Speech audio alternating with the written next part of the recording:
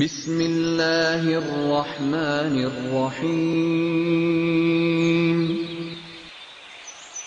وَلَقَدْ يَسَّرْنَا الْقُرْآنَ لِلذِّكْرِ فَهَلْ مِن مُّدَّكِرٍ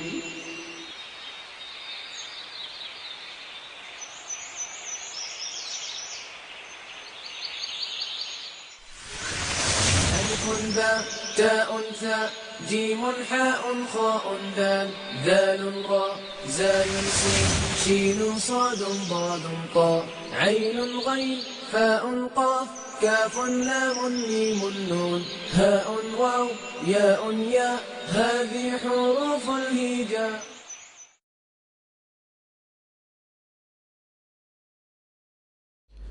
اعوذ باللہ من الشیطان الرجیم بسم اللہ الرحمن الرحیم.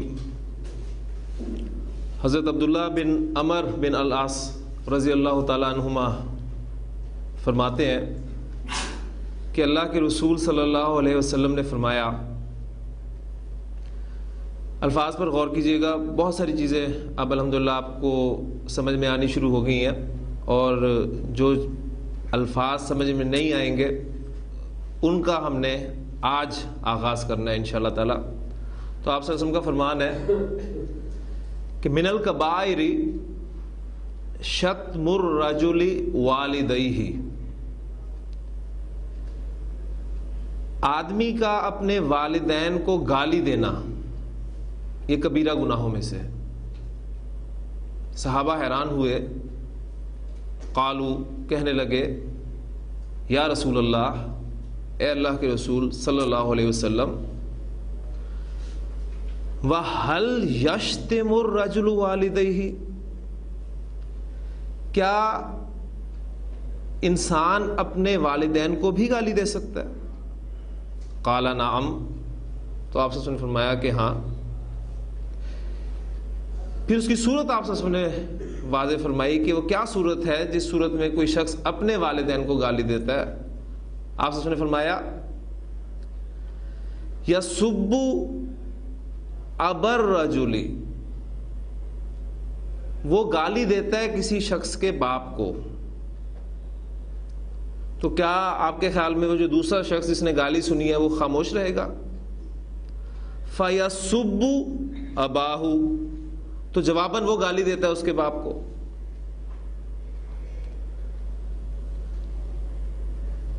فَيَسُبُّ أُمَّهُ، پھر وہ گالی دیتا ہے اس کی ماں کو. فَيَسُبُّ أُمَّهُ، تو وہ بھی جواباً اس کی ماں کو گالی دیتا ہے. تو نتیجہ کیا نکلا کہ جب بھی کوئی شخص کسی دوسرے شخص کے ماں باپ کو گالی دیتا ہے اور پھر جواباً وہ اس کے ماں باپ کو گالی دیتا ہے، تو در حقیقت اس شخص کا اپنے والدین کو گالی دینے کے مترادف ہی ہے. اور یہ گالی دینا آپ لوگ جانتے ہیں کہ کچھ ایسا ہماری زبان پر، بلکہ ہماری زبان کا محاورہ ہی آپ کہہ لیں کہ بن چکا ہے کہ گالی کے بغیر کوئی بات بھی ہم لوگ نہیں کرتے. یہاں تک کہ کسی شخص کو کیا، کوئی شخص کسی گاڑی کو گالی دے رہا ہوتا ہے، کوئی شخص کسی ریڑھی کو گالی دے رہا ہوتا ہے، کوئی شخص بجلی کو گالی دے رہا ہوتا ہے. تو یہ وہ چیزیں ہیں. نبی اکرم صلی اللہ علیہ وسلم کا فرمان اس اعتبار سے کہ والدین کو گالی دینا، اپنے والدین کو گالی دینا در حقیقت کبیرہ گناہوں میں سے ہے. اس حدیث میں جو الفاظ آپ کے سامنے آئے ہیں، یسبو، میں نے 4 مرتبہ اس لفظ کو بولا ہے. یہ انشاءاللہ تعالی ٹاپک ہے جو ہم آج پڑھیں گے. آج ہم اپنے غیر صحیح فعل کی دوسری قسم اس کو پڑھنے لگے، اور اس قسم کا تعلق کسی فعل کے حروف مادہ میں حرف کی ریپیٹیشن کے ساتھ ہے. اور ریپیٹیشن سے مراد کیا ہے؟ حرف فعل کے حروف مادہ میں 2 جگہ پر آ جائے. غیر صحیح فعل میں آج ہم دوسری قسم پڑھنے لگے ہیں. فعل کے حروف مادہ میں حرف کی تکرار ہو جائے تو اس غیر صحیح فعل کو کہتے کیا ہیں، اس کا نام آج میں پہلے لکھوں گا آپ کے سامنے. اس کو گرامر کی اصطلاح میں مضاعف کہتے ہیں. ایک آپ نے مرکب اضافی میں مضاف پڑھا تھا، یہ وہ نہیں ہے، ذہن میں رکھیے گا. وہ مضاف تھا سمپل، اس میں عین نہیں تھا. اس میں مضاعف یعنی مضاف وہ غیر صحیح فعل ہے جس کے حروف مادہ میں آپ کو ایک حرف 2 مرتبہ مل جائے. اچھا، اب کسی بھی کلمہ کے حروف مادہ کے اعتبار سے، یعنی کسی کلمہ میں آپ کہہ لیں ایک حرف کے 2 مرتبہ آنے کی مختلف سچویشنز ہو سکتی ہیں. مثلا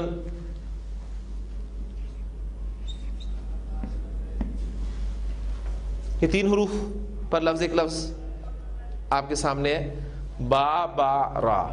ایک سچویشن تو یہ ہوگی وہ با حرف جو ہے 2 مرتبہ آ گیا. ایک صورت یہ ہو سکتی ہے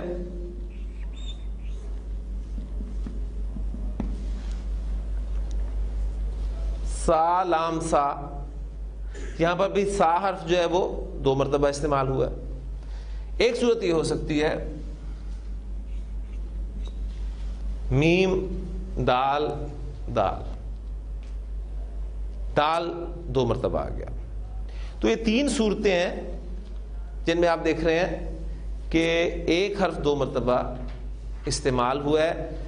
یہ تینوں صورتیں مضاعف کہلائیں گی، لیکن ہم نے اپنے اس سبق میں جس صورت کو پڑھنا ہے اور جہاں پر قواعد کا اطلاق ہوتا ہے وہ صورت نمبر 3 ہے. اور اس صورت نمبر 3 سے مراد کیا ہے؟ فعل کے 3 حروف کو اگر آپ سامنے رکھیں، میم آپ کا فا کلمہ، دال آپ کا عین کلمہ، اور دال ہی آپ کا لام کلمہ، تو یہ صورت کون سی ہے؟ یہ وہ صورت ہے جب آپ کا عین اور لام کلمہ ایک ہی حرف.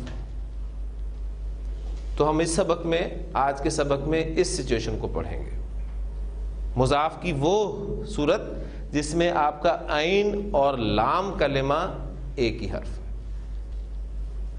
جب بھی ایسی صورت واقع ہوتی ہے کہ کسی فعل کے حروف مادہ میں عین اور لام کلمہ ایک ہی حرف ہوتا ہے،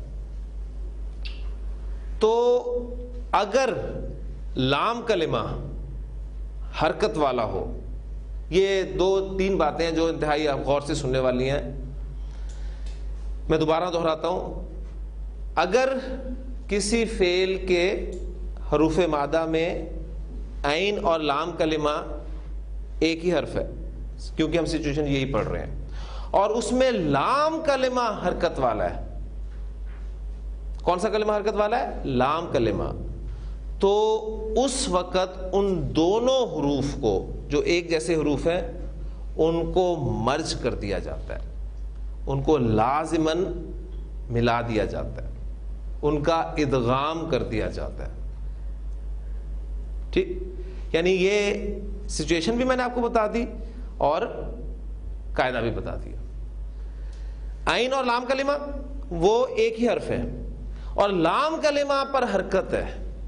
لام کلمہ پر حرکت ہوگی تو ان دونوں عین اور لام کلمہ پر آنے والے حروف کو مرج کر دیا جائے گا، ان کو ملا دیا جائے گا. مثلا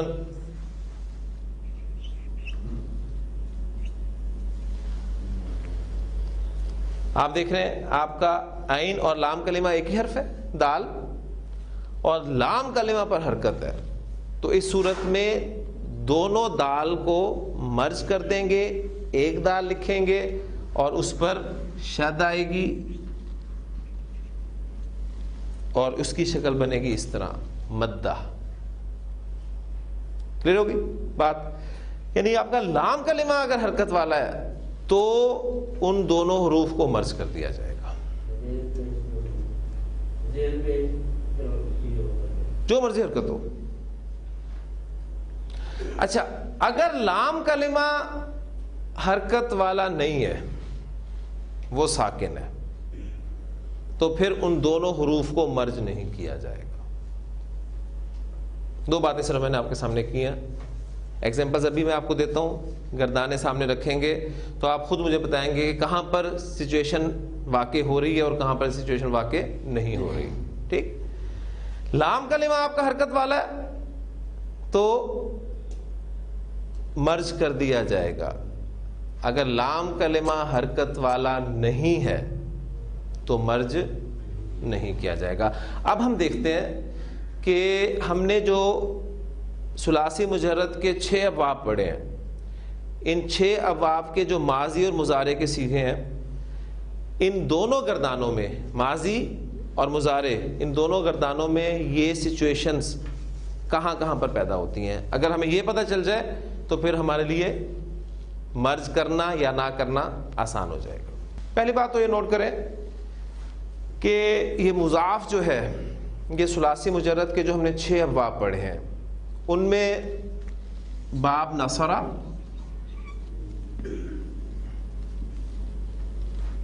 باب ضربہ اور باب سمیہ,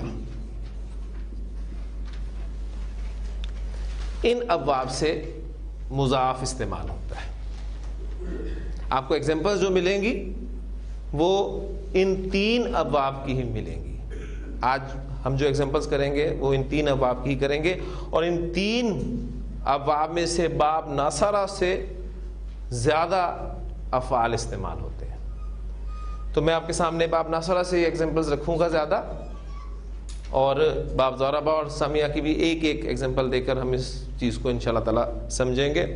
اب میں آپ کے سامنے بجائے اس کے کہ تینوں ابواب کی گردانیں لکھوں, ہم نے جو ایک بیس بنائی تھی فعل یفعل, اس کو ہم سامنے رکھتے ہیں. اس میں صرف ڈھونڈنے کی کوشش کرتے ہیں سچویشن کی, سچویشن کہاں پر پیدا ہو رہی ہے. آپ ذرا غور کریں, جو ہمارا پہلا صیغہ تھا فعل,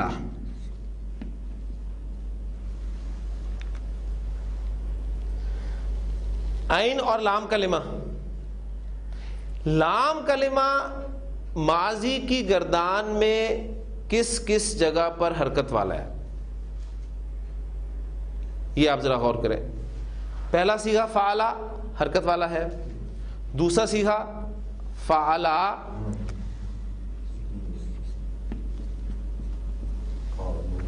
حرکت والا ہے, لام کلمہ کی بات ہو رہی ہے نا. تیسرا صیغہ فعلو,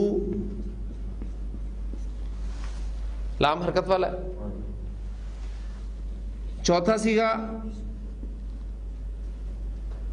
فعلت حرکت والا ہے. پانچواں صیغہ فعلتا حرکت والا ہے. اور چھٹا صیغہ فعلنا حرکت والا نہیں ہے. اور یہ آپ کو پتا ہے ہماری ایک پٹری تھی, 2 پٹریز جب ہم نے استعمال کی تھی. پہلی پٹری ہماری 5 صیغوں تک تھی, اور پانچویں صیغے کے بعد ہمارا کانٹا تبدیل ہوتا تھا, ہم دوسری پٹری پہ چڑھتے تھے. دوسری پٹری پر چڑھیں گے یہاں سے لے کر اینڈ تک آپ دیکھیں گے کہ آپ کا لام کلمہ حرکت والا نہیں ہوگا. تو ایک نتیجہ آپ کے سامنے آ گیا. یہ چاہے فعلہ کی ڈائی سے ہو, چاہے فاعلہ کی ڈائی سے ہو, چاہے فاؤلہ کی ڈائی سے ہو, تینوں ڈائز اگر آپ سامنے رکھیں تو سچویشن یہی بنے گی کہ پہلے 5 صیغوں میں آپ کو لام کلمہ حرکت والا ملے گا. اور جب لام کلمہ حرکت والا ملے گا تو اس کا کیا مطلب ہے, آپ وہاں پر ان دونوں حروف کو مرج کر دیں گے, ان کا ادغام کر دیں گے. اور چھٹے صیغے سے آخری صیغے تک, 14ویں صیغے تک ادغام نہیں ہوگا. یہ ماضی کی گردان کے حوالے سے ایک سچویشن آپ کے سامنے آ گئی. کلیئر. اب ہم دیکھتے ہیں مضارع کی گردان. یہ میں اس پہ تینوں حرکات ڈال دوں تاکہ آپ کنفیوز نہ ہو کہ شاید یہ صرف فعلہ کی صورت ہی ہے. یہ تینوں صورتیں ہیں, تینوں یہی صورتیں ہیں.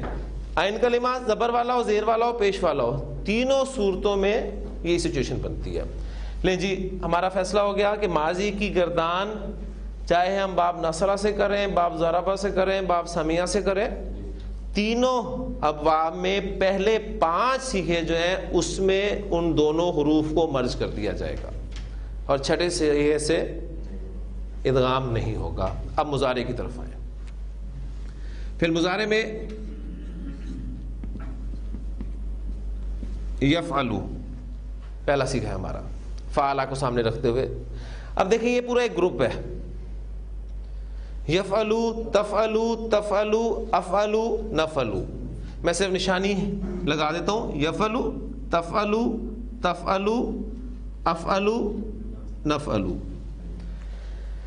اس پہلے گروپ میں آپ ذرا غور کریں، آپ کا لام کلمہ حرکت والا ہے، لام کلمہ حرکت والا ہے نا، تو ظاہر بات ہے اس پورے گروپ میں لام کلمہ حرکت والا ہوگا.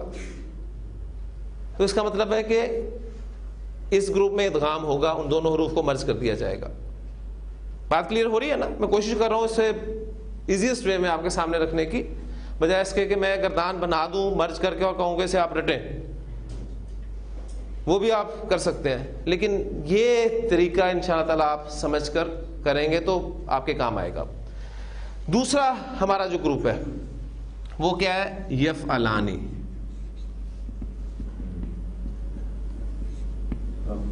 یفعلانی، تفعلانی، تفعلانی، تفعلانی. اس میں بتائیں آپ کا لام کلمہ حرکت والا ہے، تو اس کا مطلب ہے یہاں ہے تو اس پورے گروپ میں ہے، اور ان سیغوں میں بھی ان دونوں حروف کو مرج کیا جائے گا. آگے چلیں.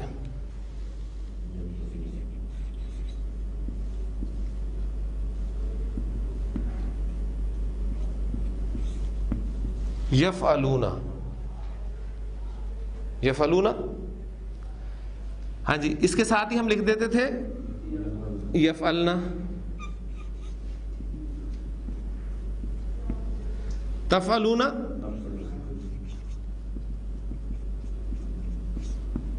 تفعلنا، اور تفعلینا. اسی کے سارے میں نے اس لیے لکھ دیے تاکہ آپ کو پریشانی نہ ہو. وہ تو ایک ہی ردم پر تھے تو یاد ہو گئے. اس میں بھی اگر دیکھیں تو یفعلون اور تفعلون ایک جیسے ہیں، اور یفعلنا اور تفعلنا ایک جیسے ہیں. صرف ایک صیغہ بچتا ہے واحد مؤنث حاضر کا جو ایک الگ طرز پر ہی ہے.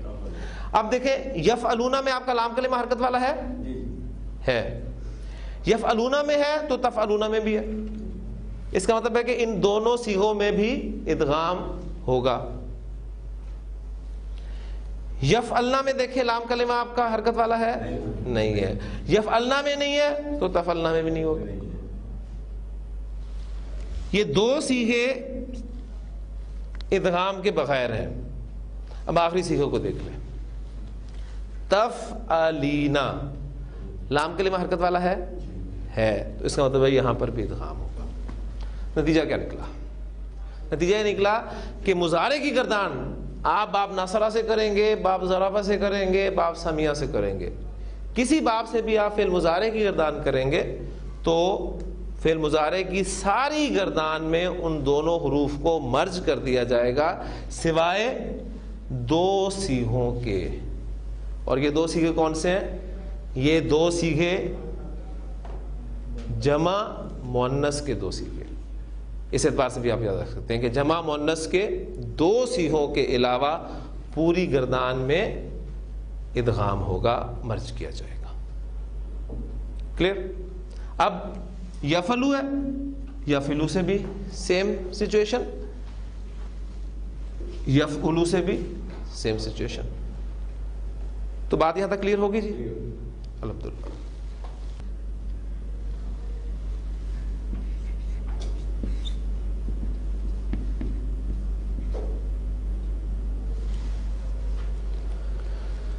اب اگلی بات، ادغام کی جو آئیڈیل سچویشن ہوتی ہے. ادغام کہتے کسے؟ ادغام کے معنی ہوتے ہیں ملانا،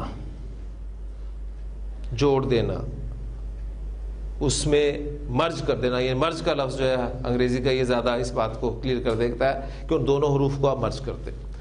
اچھا، اب جو آئیڈیل سچویشن ہے ادغام کی وہ بھی نوٹ کر لیں. وہ یہ ہے کہ آپ کا لام کلمہ جو ہے یہ تو متحرک ہے ہی ہے، یہ حرکت والا ہوگا تو ادغام ہوگا. یہ حرکت والا نہیں ہے تو ادغام نہیں ہوگا. یہاں تک تو کلیئر ہو گئی. آئیڈیل سچویشن یہ ہے کہ اس سے پہلے والا حرف جو ہے وہ ساکن ہونا چاہیے. اس سے پہلے والا حرف ساکن ہونا چاہیے. اب مجھے ذرا دیکھ کے بتائیے کہ لام کلمہ سے پہلے والا حرف یہاں پر ساکن ہے؟ نہیں ہے. یہاں نہیں ہے تو ماضی کے پہلے 5 صیغوں میں نہیں ہوگا. مضارع میں دیکھیں لام کلمہ سے پہلے والا حرف ساکن ہے؟ نہیں ہے, کہیں بھی نہیں ہوگا. اب کیا کریں؟ اب ہمیں یہ کرنا ہے کہ ہم نے اس حرف کو ساکن کرنا ہے. اب اس حرف کو ساکن کیسے کریں؟ اس کے 2 طریقے. نمبر 1, اگر تو اس حرف سے پہلے والا حرف ساکن ہے تو اس کی حرکت آپ پیچھے ٹرانسفر کر دیں. جب آپ اس کی حرکت پیچھے دے دیں گے تو ساکن ہو جائے گا. یفعلو تھا نا, یفعلو میں آپ اس کی حرکت فا کو دے دیں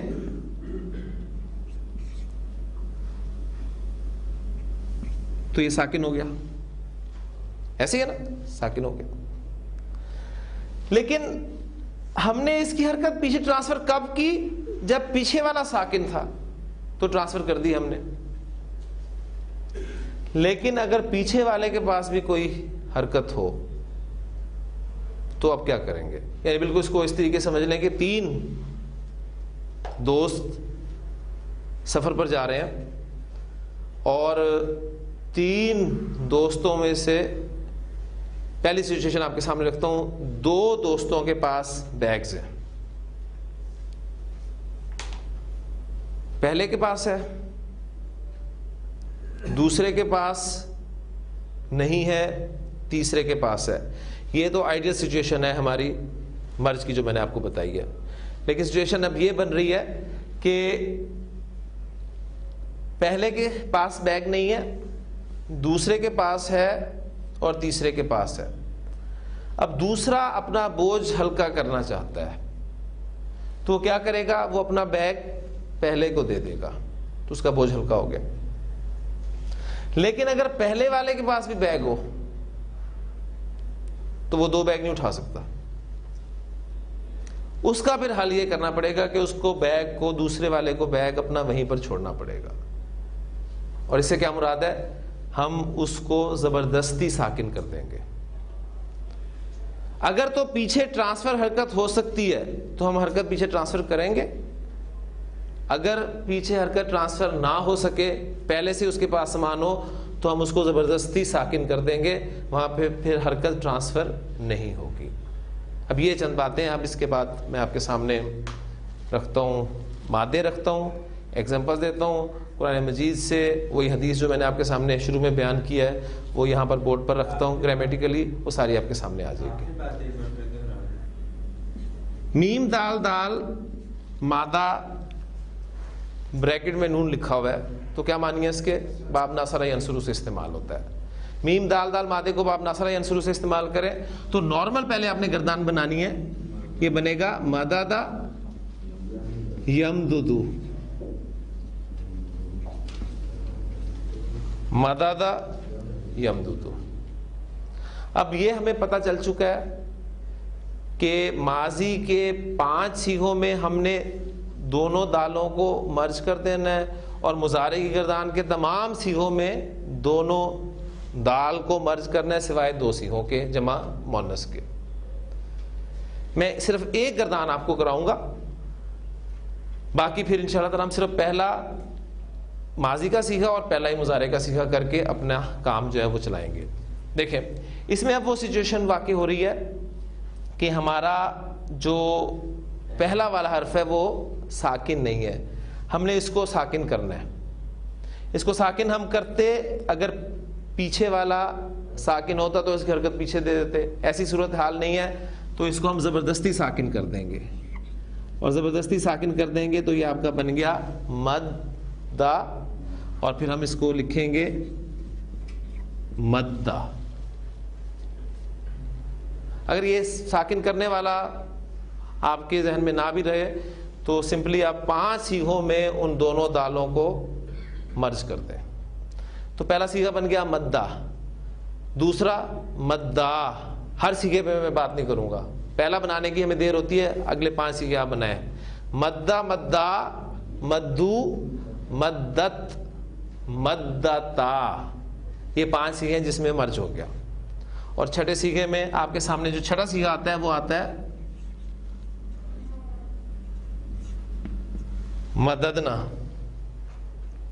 یہاں پر ہمارا لام کلمہ ساکن ہے, ادغام ہوگا ہی نہیں, لہٰذا یہ صیغہ ایسے ہی استعمال ہوگا اور آخر تک یہی چلے گا.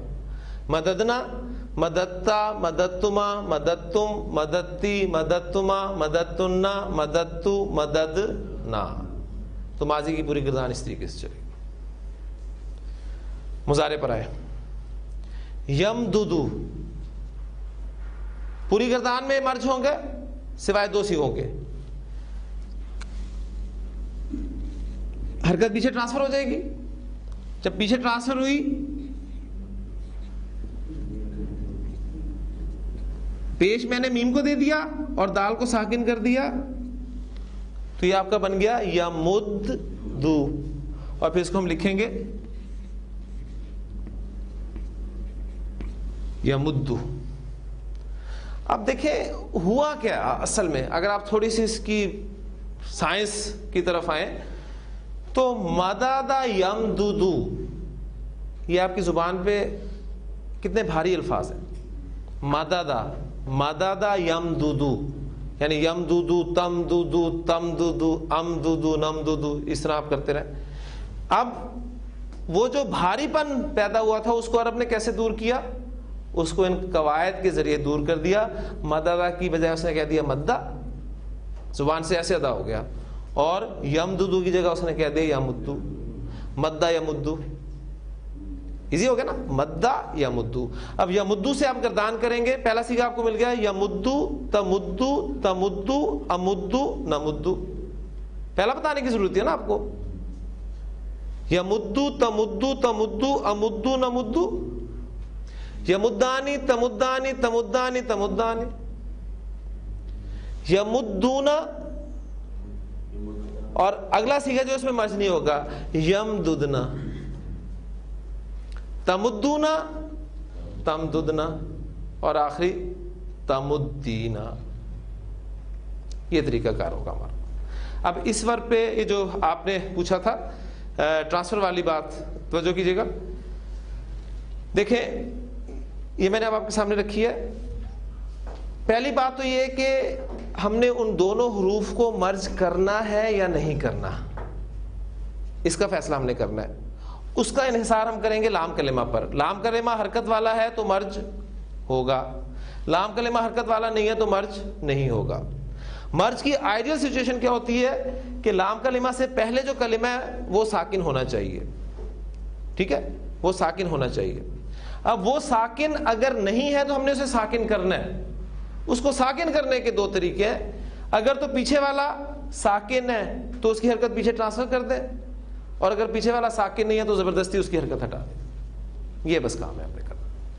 تو مدہ یا مدو, مدہ یا مدو. اب میں چونکہ ایگزامپلس کی طرف آتا ہوں, قرآن مجید کے ایگزامپلس آئیں گے تو پھر آپ کو ان قواعد کی اہمیت کا احساس ہوگا, ورنہ آپ شاید سمجھ رہے ہوں گے کہ خام خواہ ہمیں کیا ضرورت ہے یہ مدہ یا مدو کرنے کی, مرج کرنے کی. کیوں ہم کر رہے ہیں؟ قرآن مجید میں کثرت سے یہ فعل مضاف استعمال ہوا ہے.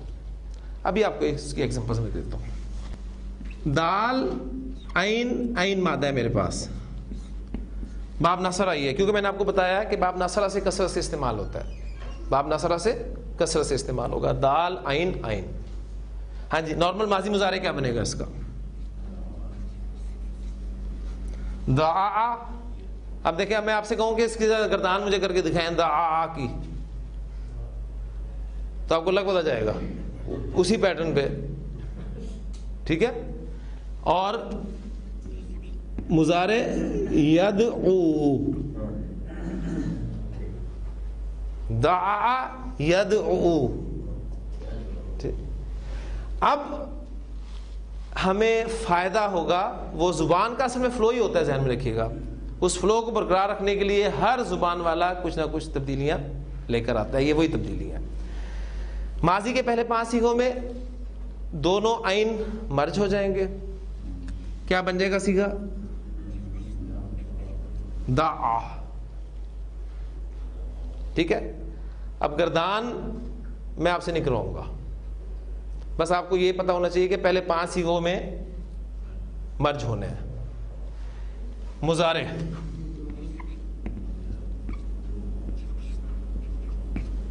یدعو, یدعو سے یدعو, دعا یدعو, دعا یدعو.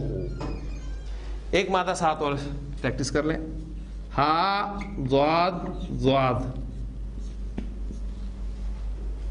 باب نصر. ایسے نارمل کیا بنے گا؟ ہا ضادا,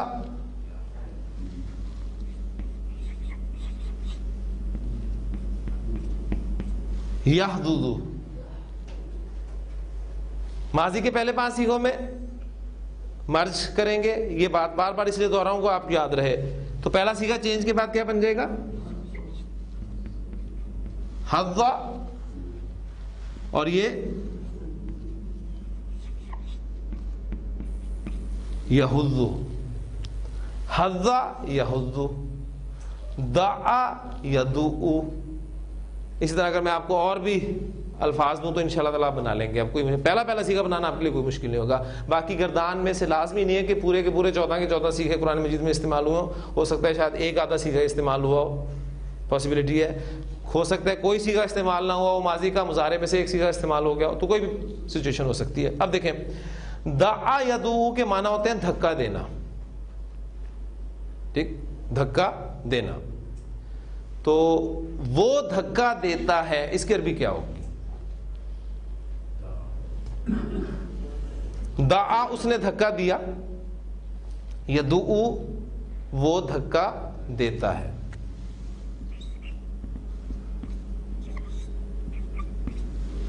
یدعو, کلیئر؟ اچھا, زید دھکا دیتا ہے, اس کی عربی کیا ہوگی؟ یدعو زیدن. فاعل ہو گیا نا اس کا, زید دھکا دیتا ہے. اگر میں کروں یدعو زیدن تو کیا ترجمہ ہوگا؟ وہ زید کو دھکا دیتا ہے. پہلے زید فاعل تھا حالت رفع میں, اب زید مفعول آ گیا. وہ زید کو دھکا دیتا ہے. میں مفعول چینج کر رہا ہوں.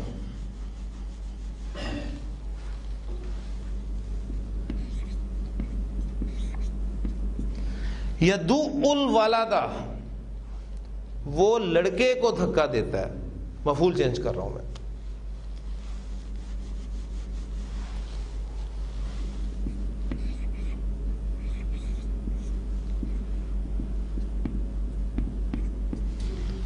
یدعو الیتیمہ, وہ یتیم کو دھکے دیتا ہے. تو کوئی الفاظ آئے ذہن میں؟ ارأیت الذی یکذب بالدین, کیا تم نے غور کیا اس شخص کی حالت پر؟ کیا تم نے دیکھا اس شخص کو جو بدلے کے دن کو جھٹلاتا ہے؟ فذالک الذی یدعو الیتیم, یہ وہی تو ہے جو یتیم کو دھکے دیتا ہے. پھر اس کے بعد آگے دیکھیں, حضا یحضو, حضا یحضو, اس کے معنی ہوتے ہیں کسی کو رغبت دلانا. ٹھیک ہے, کسی کو اکسانا, کسی کو ترغیب دینا, یہ ہوتے ہیں اس کے معنی. حضا یحضو, ان معنی کے لیے یہ ورب استعمال ہوتا ہے. وہ رغبت دلاتا ہے, وہ ترغیب دیتا ہے, وہ اکساتا ہے. اس کی عربی کیا ہوگی؟ یحضو.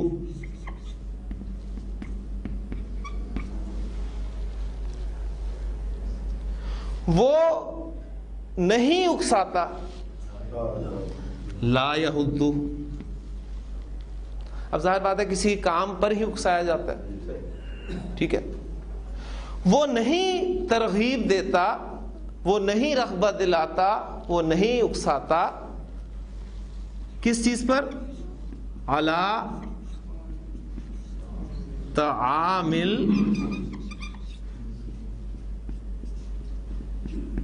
المسکین، مسکین کے کھانے پر، یعنی مسکین کو کھلانے پر. یعنی آپ دیکھیں ابھی قرآن مجید کی وہ چھوٹی چھوٹی صورتیں ہیں جن میں انتہائی جامع مضامین آپ کو ملیں گے. قرآن پاک میں اللہ تعالیٰ توجہ دلا رہے ہیں کہ کیا تم نے کبھی غور کیا اس شخص کی حالت پر جو آخرت کو نہیں مانتا؟ پھر اس کی صفات کہہ لیں. صفات کیا ہے؟ فَذَلِكَ الَّذِي يَدُعُ الْيَتِيمَ، یہ وہی تو ہے جو یتیم کو دھکے دیتا ہے. وَلَا يَحُضُّ عَلَىٰ طَعَامِ الْمِسْكِينِ، اور مسکین کو کھلانے پر رغبت بھی نہیں دلاتا. خود کھلانا تو درکنار، کسی کو کہتا بھی نہیں ہے. اور کیوں نہیں کہتا؟ اس لیے کہ اسے پتا ہے کہ اگر کسی کو کہے گا تو دوسرا کہے گا کہ تم کھلا دو. تو یہ اب آپ کی سورۃ الماعون میں دعا یدعو، حض یحض استعمال ہوئے ہیں. ٹھیک، آپ دیکھیں جو میں نے آپ کے سامنے جو حدیث شروع میں پیش کی تھی اس کی طرف آتے ہیں. سین بابا مادہ اور باب نون کیا بنے گا؟ نارمل پہلے بنا لیں ایک سٹیپ تاکہ ہمارے لیے آسانی ہو. ذرا سبابا یس بوبو، یہ دندانے کافی سارے ڈل جاتے ہیں غلطی سے.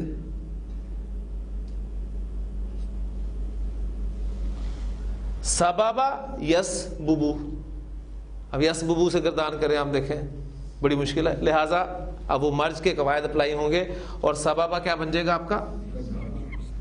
سبا، زبان پہ آسانی سے ادا ہو گیا. یس بوبو کیا بن گیا؟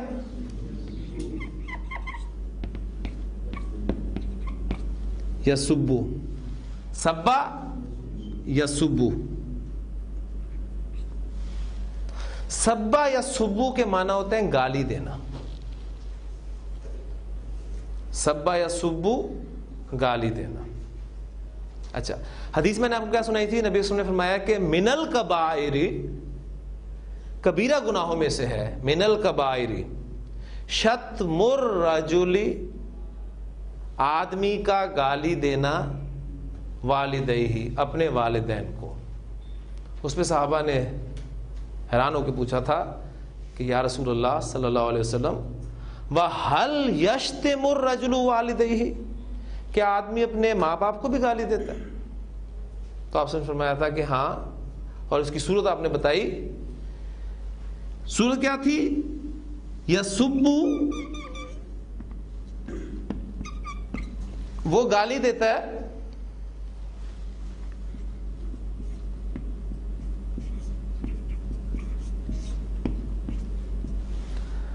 ابر رجلی، ابو ابا ابی، ابو ابا ابی، ابو حالت رفع، ابا حالت نصب، ابی حالت جر. تو یہاں ابر رجل استعمال ہو رہا ہے تو اس کا مطلب ہے یہ مفعول استعمال ہو رہا ہے حالت نصب میں. وہ گالی دیتا ہے آدمی کے باپ کو. ٹھیک، تو جواباً فا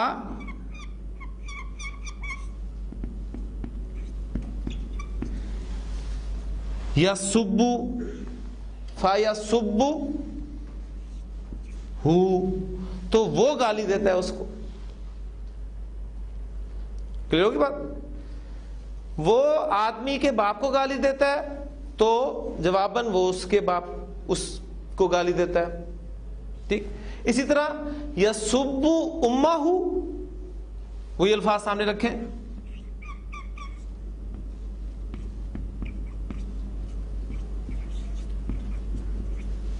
وہ اس کی ماں کو گالی دیتا ہے. اب یہ امہ ہو حالت نصب میں استعمال ہوا مفعول کے طور پہ. وہ گالی دیتا ہے اس کی ماں کو، فَيَسُبُّ أُمَّهُ، تو وہ اس کی ماں کو گالی دیتا ہے. تو اس حدیث کو شروع میں بیان کرنے کا مقصد یہ تھا کہ آج ہمارا ٹاپک تھا مضاعف. تو سبا یا سبو ایک زبان پر آپ کے چڑھ گیا. اب میں انتہائی اہم ورب قرآن مجید کا آپ کو کرانے لگا ہوں, اسی مضاعف کا, جو کہ باب نصرہ سے ہی ہے, اور اس کا استعمال قرآن مجید میں کس صورت میں ہوا ہے یہ آپ نے مجھے بتانا ہے. کثرت سے چونکہ باب نصرہ سے استعمال ہوتا ہے, اس لیے میں ایگزامپلز آپ کے سامنے پہلے باب نصرہ کی رکھ رہا ہوں. تا با با, تا با با, باب نصرہ. نارمل بنے گا تابابا. یہ ابھی پہلے میں آپ سے ویسی نارمل میں بات کرتا ہوں, انشاءاللہ تعالی بعد میں ڈائریکٹ آپ بنائیں گے, یہ تابابا نہیں بولیں گے. اور یتببو,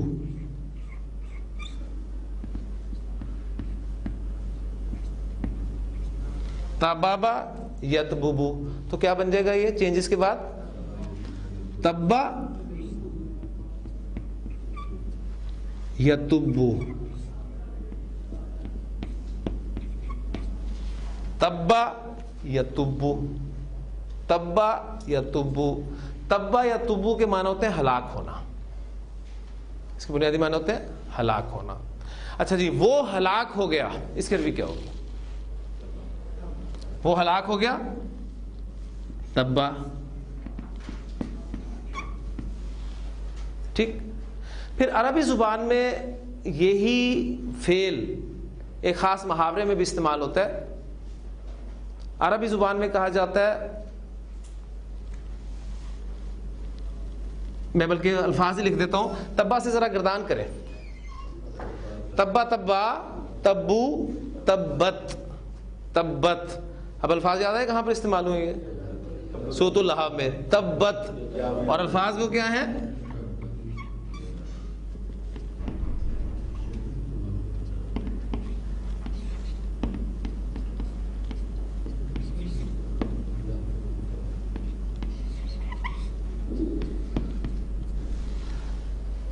تبت یدا ابی لہب.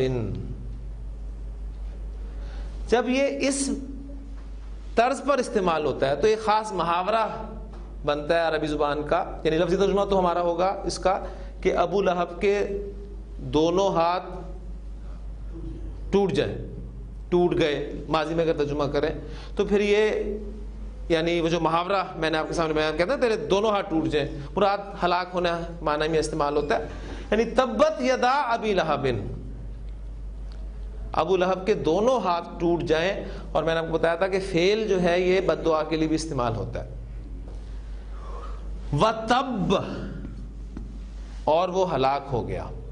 پہلی جگہ پر بد دعا اور دوسری جگہ پر اس کی ہلاکت کی خبر دے دی گئی کہ وہ ہلاک ہو گیا. اور یہ کب ہوا تھا یاد ہے آپ کو؟ نبی اکرم صلی اللہ علیہ وسلم کو جب اللہ تعالیٰ نے قرآن مجید میں حکم دیا کہ آپ سب سے پہلے اپنے جو قریبی عزیز ہیں انہیں خبردار کریں, تو عرب میں ایک رواج تھا, دستور تھا کہ وہ اہم خبر جب بھی کوئی دینی ہوتی تھی عرب کو, کوئی خاص خبر دینی ہوتی تھی, تو وہ کسی اونچی جگہ پر کوئی شخص جو ہے وہ چڑھ جاتا تھا, پہاڑی پہ چڑھ جاتا تھا, اور وہ اپنے کپڑے اتار کر کپڑوں کو لہراتا تھا. اب ظاہر بات ہے اتنی زیادہ آبادی تو تھی نہیں, اب لوگ جب یہ عمل دیکھتے تھے تو وہ سمجھتے تھے کہ اس کے پاس ضرور کوئی اہم خبر ہے. وہ سب لوگ جو ہیں وہ اپنے کام کاج چھوڑ کر اس خبر کو سننے کے لیے اس کے پاس جمع ہو جایا کرتے تھے.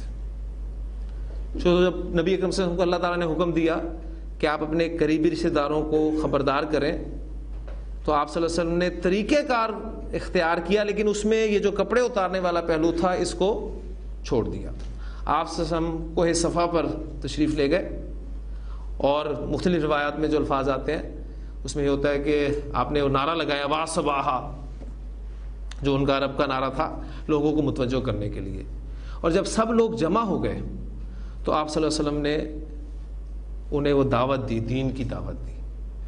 وہ دعوت سننے کے بعد جو آپ صلی اللہ علیہ وسلم کا چچا ابو لہب, اس نے جو اپنی زبان سے بکواس کی ہے، یعنی وہ اس محاورے کے مطابق وہ محاورہ اپنی زبان پہ ادا کرتے ہوئے بہت ہی عجیب سا لگتا ہے نبی کریم صلی اللہ علیہ وسلم کے لیے، لیکن تمام تفاسیر میں وہ موجود ہے، اس سورہ مبارکہ کے شان نزول میں وہ لکھا ہوا ملتا ہے۔ الہٰذا جمعتنا، کیا اس کے لیے تو نے ہمیں جمع کیا تھا؟ اب نبی کریم صلی اللہ علیہ وسلم اخلاق کے کس درجے پر فائز تھے، قرآن نے انہیں اپریشیٹ کیا ہے، انک لعلی خلق عظیم۔ تو نبی کریم صلی اللہ علیہ وسلم نے کوئی جواب نہیں دیا، جواب نبی کریم صلی اللہ علیہ وسلم کی طرف سے دیا اللہ نے جواب دیا کہ تبت یدا ابی لہب، ہاتھ ٹوٹے ابو لہب کے، اور پھر خبر دے دی وَتَبْ، وہ ہلاک ہو گیا۔ اور یہ بھی قرآن مجید کے معجزات میں سے ایک معجزہ ذہن میں رکھیے گا کہ اس کے سورہ مبارکہ کے نزول کے کافی عرصے تک ابو لہب زندہ رہا۔ اگر وہ یہ کہتا کہ معاذ اللہ قرآن سچا نہیں ہے تو ایمان لے آتا، لیکن وہ ایمان نہیں لایا۔ اور اس پوری صورتحال کو حفیظ جلندھری صاحب نے اپنی خوبصورت نظم میں، بہت پیاری نظم ہے، وہ میں آپ کے سامنے پیش کرتا ہوں، اس میں اس پوری سچویشن کو انہوں نے سامنے رکھا ہے۔ آپ یقیناً اس سے لطف اندوز ہوں گے، سنیے گا۔ اس نظم کو انہوں نے ٹائٹل دیا ہے پہاڑی کا واس۔ الفاظ اس کے ایسے ہیں، فرماتے ہیں کہ چڑھا کوہ صفا پر ایک دن اسلام کا ہادی، نظر کے سامنے تھی پستی انسان کی آبادی، صدا دی اے قریشی عورتوں مردو ادھر آؤ، یہ اپنے کام دھندے آج طے کر دو ادھر آؤ۔ اکٹھے ہو گئے آ کر جوان و پیر مرد و زن، بنی آدم کا جنگل بن گیا یہ کوہ کا دامن۔ خطاب ان سے پیغمبر نے کیا اللہ کے بندو، خلیل اللہ کے پوتو ذبیح اللہ کے فرزندو۔ اگر میں تم سے یہ کہہ دوں کہ اس کوہسار کے پیچھے پہاڑوں کی بلند اور آہنی دیوار کے پیچھے چھپی ہے راہزنوں کی فوج تم پر وار کرنے کو، مانتے تھے نا آپ کو لقب آپ کو کیا دیا ہوا تھا انہوں نے؟ الصادق، صادق بھی نہیں، الصادق الامین، ٹھیک ہے، سب سے سچا۔ تو آپ نے پہلے اس بات کی تصدیق ان سے کرائی کہ اگر میں تم سے یہ کہہ دوں کہ اس کوہسار کے پیچھے پہاڑوں کی بلند اور آہنی دیوار کے پیچھے چھپی ہے راہزنوں کی فوج تم پر وار کرنے کو، گھروں کے لوٹنے کو، شہر کے مسمار کرنے کو، یہ کہہ دوں میں اگر تم سے، اب زور کس پہ ہے، یہ کہہ دوں میں اگر تم سے تو کیا تم مان جاؤ گے؟ یقین آ جائے گا مجھ پر، کوئی شک نہ لاؤ گے؟ کہا لوگوں نے ہاں سچا ہے تو، یہ جانتے ہیں سب، تو بچپن ہی سے صادق ہے امی ہے مانتے ہیں سب۔ یہ سن کر پھر بلند آواز سے سچا نبی بولا، جب تصدیق ہو گئی اسی انداز سے قرآن ناطق نے دہن کھولا۔ قرآن ناطق، ناطق کہتے ہیں نا بولنے والا، تو نبی قسم بولتے کیا تھے؟ جو قرآن کہتا تھا۔ تو قرآن ناطق انہوں نے بڑے خوبصورت الفاظ استعمال کیے ہیں، اسی انداز سے قرآن ناطق نے دہن کھولا اور کیا فرمایا کہ اے لوگو میرا کہنا نہایت غور سے سن لو، میں کہتا ہوں کہ باز آ جاؤ ظلم و جور سے سن لو، بہائم کی صفت چھوڑو ذرا انسان بن جاؤ۔ بہیمہ جانور کو کہتے ہیں، اس کی جمع بہائم۔ بہائم کی صفت چھوڑو ذرا انسان بن جاؤ، برے اعمال سے توبہ کرو شرماؤ شرماؤ، بتوں کی بندگی کے دام سے آزاد ہو جاؤ، خدا کے دامن توحید میں آباد ہو جاؤ۔ یہ بڑی پیاری بات کی آپ سے سمجھنے جس پہ اینڈ کیا حفیظ جالندھری صاحب نے, تمہارے واسطے میں دولت اسلام لایا ہوں, تمہارے واسطے میں دولت اسلام لایا ہوں, جو ابراہیم لائے تھے وہی پیغام لایا ہوں. ابراہیم علیہ السلام کی دعوت کیا تھی؟ ابراہیم علیہ السلام کی دعوت بھی یہی تھی. قرآن مجید نے سرٹیفکیٹ دیا وما کانا من المشرکین, مشرکوں میں سے ہرگز نہیں تھے. یہ اپنے آپ کو ابراہیم علیہ السلام کے ساتھ نسبت دیتے تھے نا کہ ہم انہی کی سنتیں جو ہیں وہ پوری کریں. تو آپ سے نے فرمایا کہ میں کوئی نئی بات نہیں تمہارے سامنے لے کے آیا, جو ابراہیم لائے تھے وہی پیغام لایا ہوں. تو بڑی خوبصورت ہی آپ کے سامنے ایک پکچر سی آئی ہے, اور بڑے دلچسپ انداز میں انہوں نے اس سارے واقعے کو جو ہے وہ پیش کیا, اور باقی تفصیل میں نے آپ کو اس کی دے دی کہ کیا ہوا.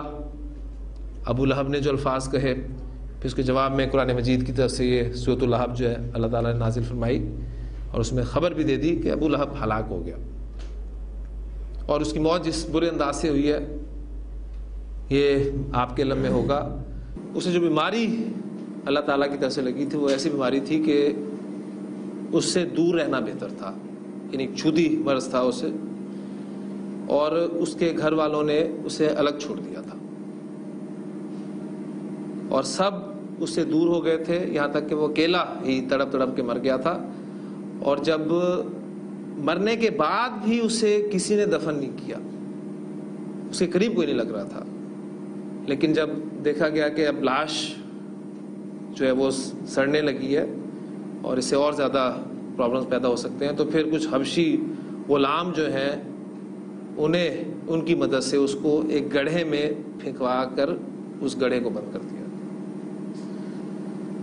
تو اسلام, اور پھر سب سے بڑھ کر نبی اکرم صلی اللہ علیہ وسلم کے جو دشمن ہیں, ذہن میں رکھیے گا,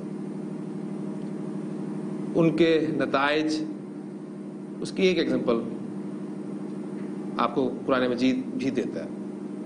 قرآن مجید نے اسلام کے دشمنوں میں سے سوائے ابو لہب کے کسی کو بھی نام لے کے کنڈیم نہیں کیا.